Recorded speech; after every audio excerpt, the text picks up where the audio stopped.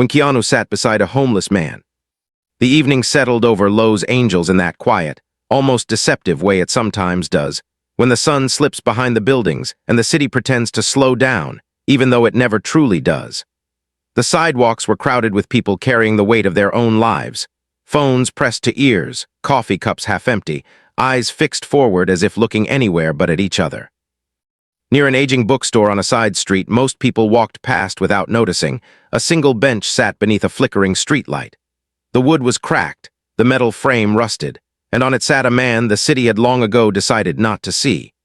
His clothes were worn thin, layered not for warmth but for survival, and his hands rested loosely around a paper cup that held only a few coins. His posture told a story before his face ever could, shoulders slightly hunched, head lowered, as though he had learned the hard way that expecting kindness only made disappointment sharper. That night the man's name was still James, even if no one had spoken it in years. He had once been many things, someone's husband, someone's father, someone who woke up early for work and came home tired but proud. But the city did not remember those versions of him. To Los Angeles, he was just another shadow on a bench, another figure people stepped around rather than acknowledged. The cold air bit through his jacket, and he stared at the ground, listening to the rhythm of footsteps passing him by, each one a reminder that the world kept moving without him. A black car slowed at the curb nearby, its engine humming softly. The driver waited, glancing in the mirror, already calculating how late the schedule would be if they didn't leave soon. Inside the car sat Keanu Reeves, exhausted in the way that only long days and longer thoughts can make a person. Filming had wrapped late, and the weight of the role still clung to him, but something outside the window caught his attention. He noticed the bench. He noticed the man sitting alone beneath the streetlight. More than that, he noticed how everyone else didn't. Keanu had lived long enough, lost enough, to recognize that particular kind of invisibility, the kind that doesn't come from being unseen, but from being deliberately ignored. He opened the car door before the driver could say anything. The cool air hit his face, and for a moment he simply stood there, hands in his jacket pockets, looking at the bench. The driver cleared his throat. "Sir, do you want me to?" Keanu shook his head gently. "Just give me a minute," he said quietly. Then, without urgency and without spectacle, he walked toward the bench. James noticed the footsteps slow near him and braced himself instinctively. Most people only stopped to tell him to move along or to offer pity disguised as irritation.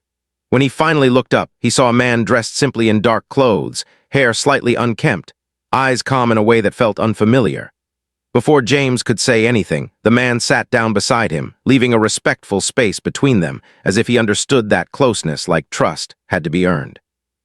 "You don't have to sit here," James muttered, his voice rough from disuse.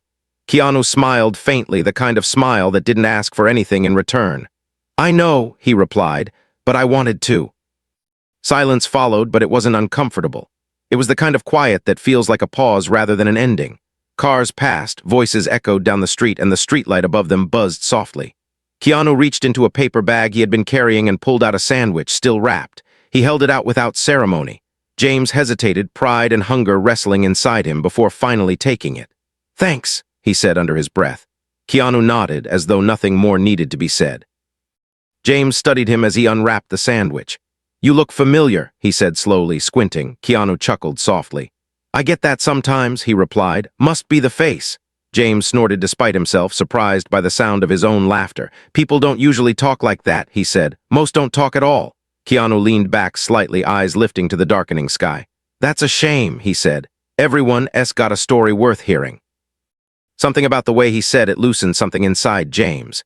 He ate slowly, savoring not just the food, but the fact that no one was rushing him. No one was watching him with judgment or discomfort. Minutes passed, then more. Eventually, James spoke again, this time without being prompted. He talked about fixing cars once, about grease-stained hands and early mornings, about a little girl who used to fall asleep to the sound of him humming because he didn't know any lullabies. His voice cracked when he mentioned her, and he stopped abruptly, embarrassed. Keanu didn't fill the silence. He didn't offer advice or platitudes, he just stayed. "You know what's funny?" James said finally, staring at the sidewalk. "It's not the hunger that breaks you, it's when people stop looking at you like you're human." Keanu nodded slowly, his expression thoughtful. "I think," he said, choosing his words carefully, "that being unseen can hurt more than being alone." They sat there longer than either realized. At some point, Keanu's driver approached hesitantly. "Sir," he whispered, "people are starting to notice." Keanu glanced around and saw a few phones raised discreetly. He shook his head. "Let them," he said. "This isn't for them." He turned back to James. "Do you stay around here?" James shrugged. "Most nights, when it rains, I move closer to the church." Keanu reached into his pocket and pulled out a folded piece of paper, sliding it across the bench. "There's a place not far from here," he said. "Warm beds, hot food, tell them a friend sent you." James stared at the paper, then at Keanu. "You didn't have to do that," he said quietly. Keanu met his gaze. "I know," he replied. "But sometimes doing something because you don't have to is the whole point." When Keanu finally stood, the city felt different, as though something subtle had shifted. He paused before walking away, turning back once more. "Take care of yourself," he said. James nodded, clutching the paper as if it might disappear. As the car pulled away, Keanu looked back through the window and saw James still sitting there, staring at that folded note with something dangerously close to hope in his eyes. That night, no headlines were written. No interviews were given. It was just a bench, a streetlight, and two men who shared a moment the world would never know about. But for James, it was the first time in years someone had seen him. And for Keanu, it was a reminder that the smallest acts, done quietly, often carry the greatest weight. The morning after silence. Morning arrived quietly, the way it always did for people who had nowhere specific to be. The city woke up in fragments, delivery trucks groaning to life, distant sirens fading into routine, shopkeepers lifting metal shutters with tired familiarity. For most of Los Angeles, it was just another day. For James, it felt different in a way he couldn't fully explain, as though the night before had pressed a reset button somewhere deep inside him. He woke on the same bench beneath the same streetlight, the air still cool, his body stiff, but his hand was clenched tightly around the folded piece of paper Keanu had given him. He had slept holding it, afraid that if he let go, the moment itself might dissolve into doubt, like so many other almost hopeful memories had over the years. As the city stretched awake, James sat up slowly, rubbing his face and staring at the address written in careful, unassuming handwriting. He had been handed money before, tossed coins without eye contact, offered pity disguised as generosity, but this felt different. This wasn't charity thrown at him from a distance. It was an invitation, quiet and specific, like someone had actually imagined his future beyond that bench. He folded the paper again, tucking it safely into his jacket, and for the first time in a long while, he stood with intention instead of instinct. 2 streets over, the shelter sat between an old laundromat and a closed-down diner, its brick exterior worn but clean, its door already open. James hesitated on the sidewalk, his confidence faltering as familiar thoughts crept in, whispering that places like this were meant for other people, that he'd be turned away, that hope was something he couldn't afford. But the memory of Keanu sitting beside him, unhurried, unbothered, fully present, pushed him forward. He stepped inside. Warmth met him first, not just from the heaters humming softly along the walls, but from the sound of voices, low and calm, from the smell of coffee and something baking. A woman behind the desk looked up and smiled, not the forced smile James had learned to distrust, but a genuine one that reached her eyes. "Good morning," she said gently. "Can I help you?" James swallowed, pulling the folded paper from his pocket and sliding it across the counter. She read it, her smile softening even more. "Ah," she said quietly, "we've been expecting you." The words hit James harder than he expected. Expecting you? No one had ever expected him anywhere before, not like that. He nodded, unable to speak, and she gestured for him to follow her. He was shown a small but clean bed, given a towel, fresh clothes, and a plate of food that he ate slowly, savoring each bite as though afraid it might be taken away. Around him, other people moved about, some broken in visible ways, others hiding their pain behind jokes or silence. But there was an unspoken understanding in the room that survival didn't have to be lonely here. While James began to rest, Keanu's day unfolded on the opposite end of the city in a way that looked entirely different on the surface but felt strangely connected beneath it. He arrived on set early, greeted by the controlled chaos of production. Lights being adjusted, crew members exchanging quick instructions, actors rehearsing lines. To anyone watching, he was the same calm, professional presence he always was. But between takes, his thoughts drifted back to the bench, to the way James had held that sandwich like it was more than food, to the quiet relief in his eyes when someone finally listened. "Everything okay?" his assistant asked during a brief pause. Keanu nodded, though his expression remained distant. "Yeah," he said softly, "just thinking about someone I met." She didn't push. People who worked with Keanu long enough learned that his silences were rarely empty. That evening after filming Wrapped, Keanu didn't head straight home. Instead, he stopped by a small cafe he liked, the kind where no one bothered him and the lighting was always just dim enough to feel private.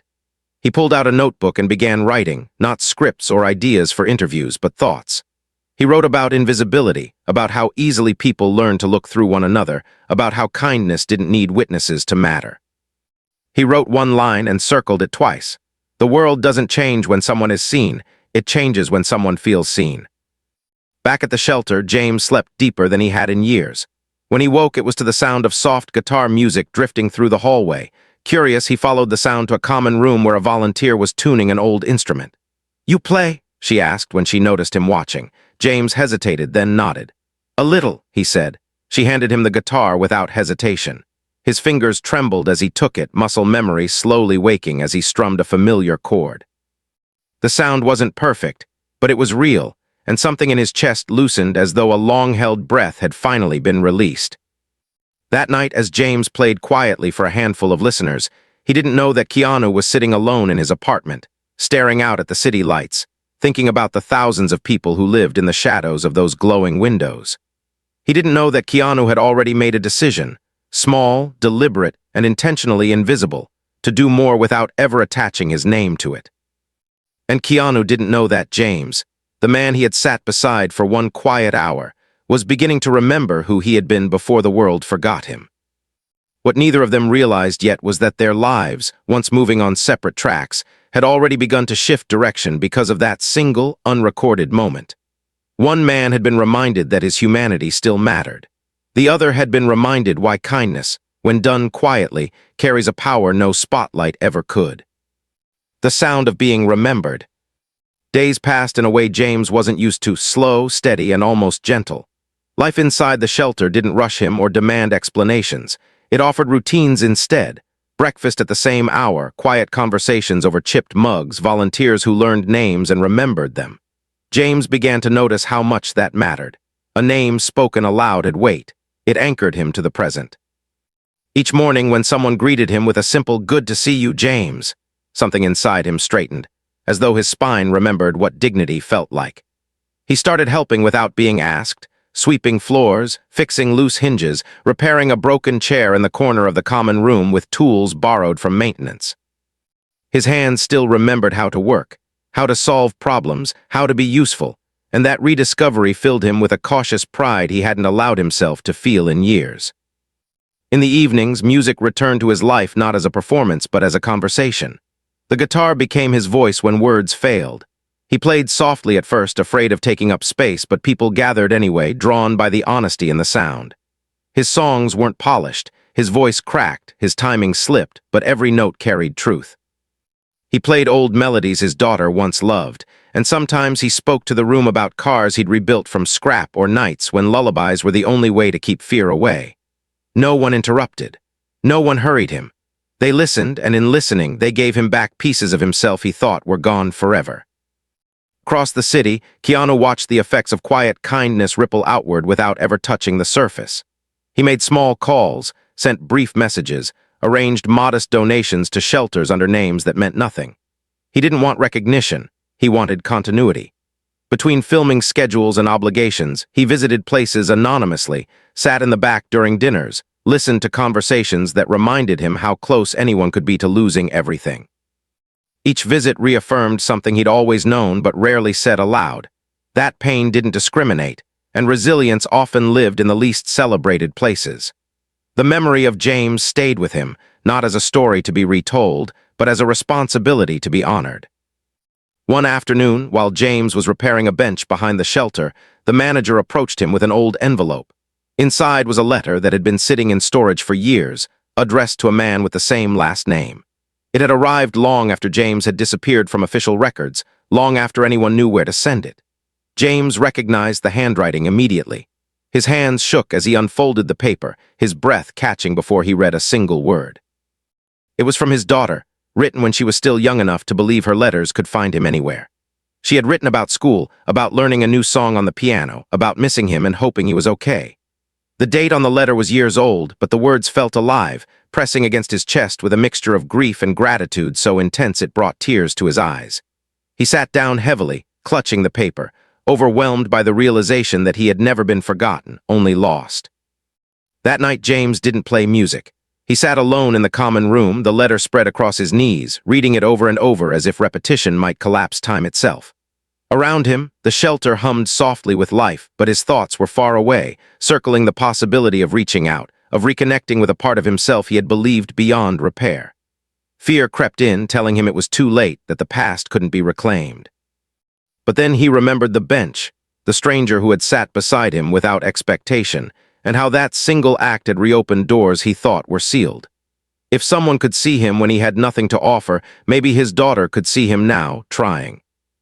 Meanwhile, Keanu stood on a soundstage under bright lights, delivering lines about loss and redemption that felt uncomfortably close to home. When the director called cut, the room exhaled, but Keanu stayed still for a moment longer, grounded by the thought that the story unfolding quietly across the city mattered more than the one being filmed. Later, alone again, he wrote in his notebook about second chances, not as grand gestures, but as small, persistent choices to show up, to sit down, to stay. By the end of the week, James made a decision that scared him more than sleeping on the streets ever had. With the help of a volunteer, he searched for his daughter, tracing digital footprints he barely understood, following threads of information with the patience of someone who had nothing left to lose. When he finally found a profile that matched the face in his memory, older but unmistakably hers, he stared at the screen for a long time. His message, when he finally typed it, was simple and honest. He didn't explain everything. He didn't ask for forgiveness. He just said he was trying to find his way back and hoped she was well. As James pressed send, he felt the same quiet certainty he'd felt the night a stranger sat beside him on a broken bench. Whatever happened next, he had already crossed the most difficult distance, the one between believing he didn't matter and daring to hope that he still did.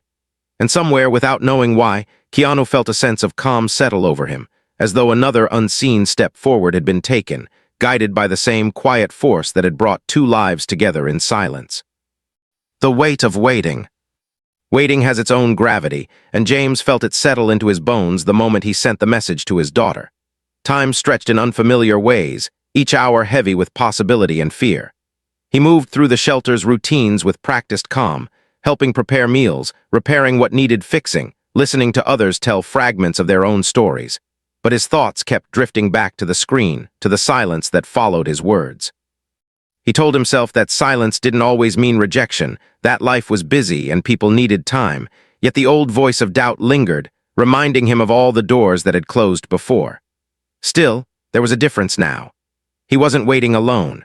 The shelter, with its quiet constancy and unspoken support, held him steady, as if the walls themselves understood what it meant to hope cautiously. At night, James returned to the guitar, not to perform but to steady himself. Music became the place where he could put feelings that didn't fit neatly into words. He played softly, letting melodies stretch and wander, letting memory and imagination overlap. In those moments, he wasn't a man defined by loss. He was simply a father remembering lullabies, a mechanic remembering the satisfaction of a job done right, a human being allowed to exist without apology. People gathered without asking, drawn by the honesty of the sound. No one applauded loudly. They didn't need to. Their presence was enough. Across town, Keanu's days were filled with obligations that required him to be visible in ways he often found exhausting. Interviews, meetings, rehearsals, each one a reminder of the public version of himself that the world recognized. Yet even as cameras flashed and questions were asked, his thoughts returned to the unseen. He found himself listening more closely to the people around him, noticing the quiet ones, the ones who spoke carefully or not at all. He made a habit of staying a few minutes longer after work, checking in on crew members, offering rides home, paying attention in ways that felt small but intentional. He knew from experience that what people remembered most wasn't grand gestures, but the moments when someone chose to stay. One evening, Keanu returned to the street near the old bookstore, not out of nostalgia, but out of a need to ground himself.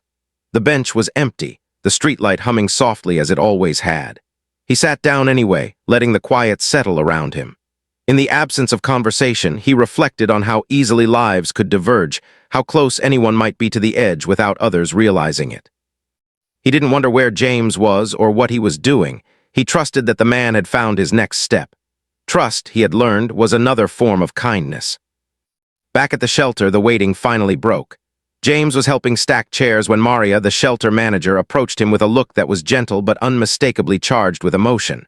She held out her phone without speaking. James took it slowly, his hands trembling, and read the message that filled the screen. His daughter had replied. Her words were cautious but warm, filled with disbelief and relief in equal measure. She hadn't known where he was, hadn't known how to find him, but she had never stopped wondering. She asked if he was safe. She asked if they could talk. James sank into a chair, the room blurring around him as tears welled up and spilled freely, unrestrained by shame. He wasn't crying for what he had lost, but for what had survived despite everything. People nearby noticed and quietly gave him space, understanding without explanation. When he finally looked up, his face carried a softness that hadn't been there before, as though some long-held tension had released. He nodded slowly, whispering to no one in particular, "Yes, I'm safe." The call came later that evening. Their voices, tentative at first, bridged years of absence in careful increments. They spoke of ordinary things, work, weather, music, circling the deeper truths until they felt sturdy enough to touch. James didn't offer excuses or defenses. He spoke honestly about getting lost and about finding help when he least expected it. His daughter listened, sometimes quietly, sometimes through tears of her own. When the call ended, there were no promises made, only a shared understanding that something precious had been reopened. That night, James played music again, this time with a steadiness that surprised even him. The notes carried gratitude rather than longing, relief rather than regret. As the shelter settled into sleep, he sat by the window, looking out at the city lights, aware that his life had shifted not because everything was suddenly fixed, but because someone had once chosen to sit beside him and stay. Far away, under a different set of lights, Keanu closed his notebook and turned out the lamp, feeling a quiet sense of completion settle in his chest. Neither man knew exactly how the other's path was unfolding, but both understood the same truth now, that waiting, when held with patience and care, could become the space where healing began. The courage to step forward. The days that followed carried a different kind of weight for James, not the heaviness of uncertainty, but the careful balance of rebuilding something fragile and precious. Each morning he woke with a purpose that went beyond survival. He wasn't just passing time anymore. He was preparing himself to be present, to be worthy of the second chance that had quietly found him. His conversations with his daughter became more frequent, still cautious, still layered with emotion, but warmer each time. They talked about small things, what she cooked for dinner, the students she taught, the songs she remembered him humming when she was little. And in those details, James felt the distance between them slowly begin to close. He listened more than he spoke, understanding that trust wasn't restored through explanations, but through consistency. At the shelter, people noticed the change in him before he did. There was a steadiness in the way he moved, a calm confidence in how he helped others. New arrivals gravitated toward him, sensing that he understood without judgment. He showed them where to find clean clothes, how to fix small things that made daily life easier, how to keep going without letting bitterness take root. When he played music in the evenings, it no longer sounded like a man clinging to memories. It sounded like someone making room for a future. The shelter itself seemed to respond, the atmosphere lighter, conversations lingering longer, as if hope had become something shared rather than borrowed. One afternoon, Maria called James into her office. She spoke gently, explaining that the shelter was expanding a small workshop program, something designed to help residents rebuild skills and confidence before moving on. She asked if he'd be willing to help lead it. James hesitated, the familiar fear of responsibility rising in his chest. He hadn't been trusted with anything important in a long time. But as he looked around the office, at the photos of volunteers and former residents who had moved forward, he realized that staying afraid would mean staying stuck. He agreed, his voice quiet but resolute, and in doing so, he took another step back into a life where he mattered. Across the city, Keanu's own rhythm continued, outwardly unchanged but internally deepened by reflection. He moved through obligations with the same humility he always had, but there was a renewed clarity in how he chose to spend his energy. He declined events that felt hollow, redirected resources to places where they would quietly do the most good, and made time for moments that grounded him. Long walks, handwritten notes, conversations that didn't need an audience. The memory of the bench and the man beside him had become a compass, guiding him back whenever the noise of the world threatened to pull him off course.